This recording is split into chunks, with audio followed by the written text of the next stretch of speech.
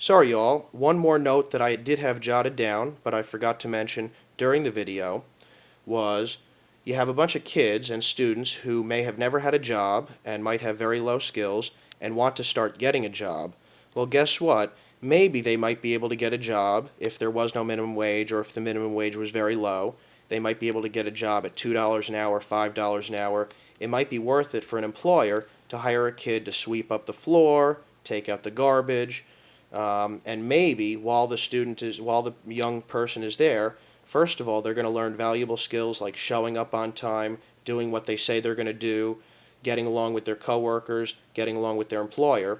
But what you do by increasing the minimum wage, you make it harder for these people to even be employable at all unless you have an employer who's willing to essentially do charity by paying somebody who's unskilled, especially young people, more than they're actually worth and more than the employer actually gets out of them.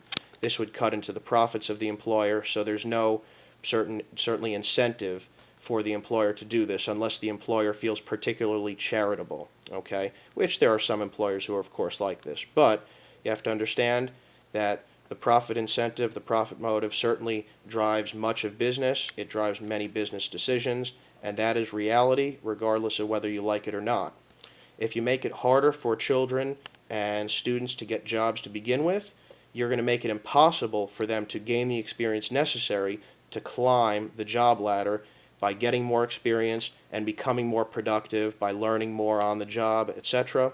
And you condemn a whole generation of people to poverty, to welfare, to unproductiveness.